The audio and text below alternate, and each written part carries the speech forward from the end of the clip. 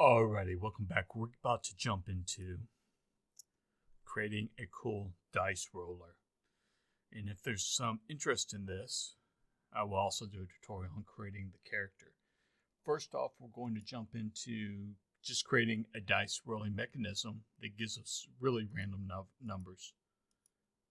So with 4, it's not so random. But it does. This is how many times it tried to roll. This is a resulting roll. You go up to 20, and it does give us a variety of numbers. It keeps rolling 15, 13. That's how many times it rolled, and that's why it rolled. Also, percentile, if you don't know what percentile is, if you're into more tech tabletop games, you'll be a little bit more, percentile will be a little bit more familiar to you. And this is a percentage, 71%, etc. Kind of try to rig it where it never gets 100%. That's just me. And also never gives you 0. Unless you do get double 0, in which case you will get 100%. But we need to work out getting our dice rolling. And then we're going to jump over to an actual equation editor in the next video. And don't worry, you don't have to do this part of it if you don't want to, if you're lazy. But if you want to, we're going to do an actual dice roll. And here are scores. For this entry, here's a group. And if you're not familiar and you're just interested because of what's going on with D&D and Wizards of the Coast, I'm not really into this side of it. I used to be into D&D when I was younger, and the rules were totally different, but I'm not really into D&D now. But the rules are pretty much, the dice rolling part of it's the same, and you roll dice based on different factors. And let me bring up a couple more things. We're about to jump in. We're going in the same video. We're just going to jump straight into the dice rolling thing. This is just a preview, but we're going to talk about real fast. In this case, let's go over to dice notation at Wikipedia. I don't really like Wikipedia, but it keeps on coming up when you search for anything, and it does occasionally have some good stuff. So, for instance, this means to roll a 6-sided 1d6 times 5 means to roll a 6-sided dice one time. One time. We're going to roll it 5 times. We're going to roll one 6-sided dice, and then we're going to multiply the result times 5. This means to roll 3 6-sided dice and multiply it by 10, and then add 3 to the result. And that's what our final equation editor in the next video is going to accomplish. I did not try to cut this tutorial down into smaller subsegments, because if you're interested in this, then you're interested into it. So we have groups under our equation. You have multiple equations, and this is an equation, okay? So working with accountants and counting, I may have overcooked it a little bit here, you know what I'm saying? But you have entries in the equation, and this is an entry, and this is an entry, and this is an entry. And we're going to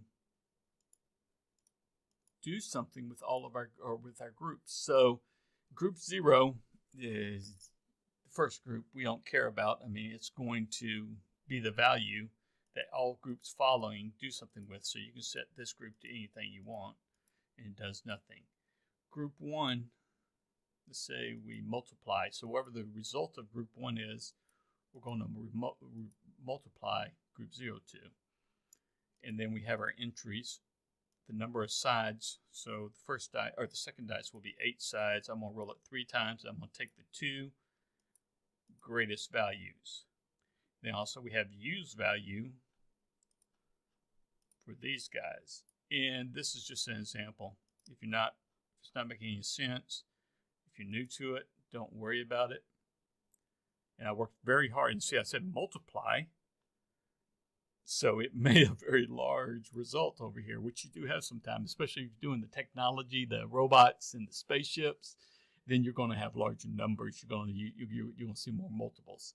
So the result of this equation, we can go through and get each group result.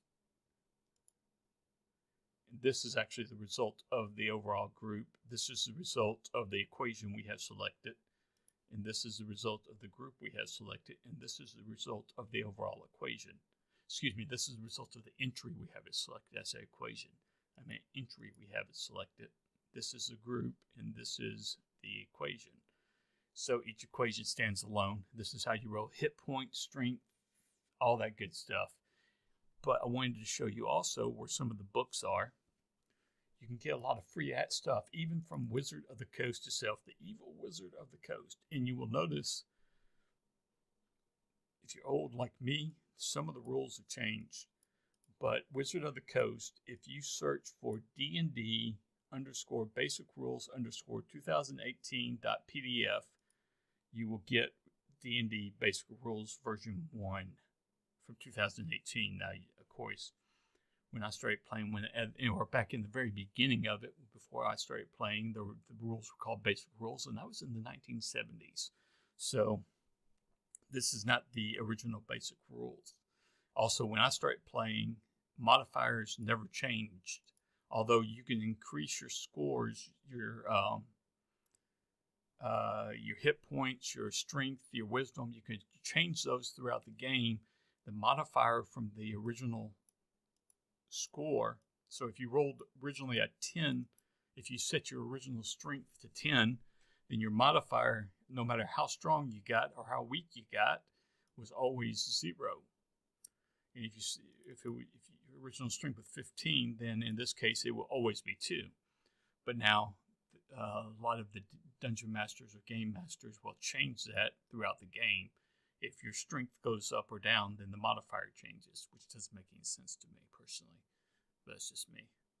I'm old and crazy. But you can also get, if you just hate Wizards of the Coast now, I don't totally understand why. I mean, I get that Wizard of the Coast did handle the situation very badly, but in all actual fact, they do own the property, and they do have the right to change their mind legally. And I think that the people who are mad are trying to find a judge who's a D&D player who's also mad. I think that's what they're looking for. But there are alternatives.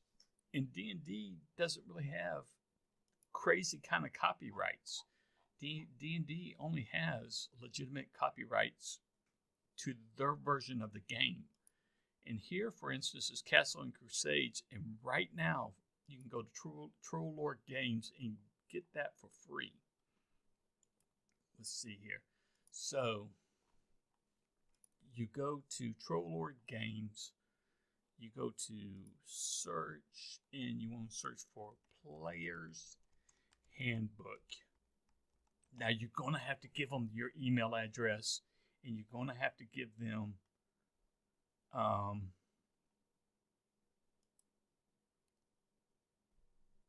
your actual address, which means they're actually going to start sending you spam mail. Okay, it's not going anywhere right now. Go to the store, I guess. Let's see here. No, I don't. Come on. There it is. Player's Handbook. No, that's the full pack. I just want...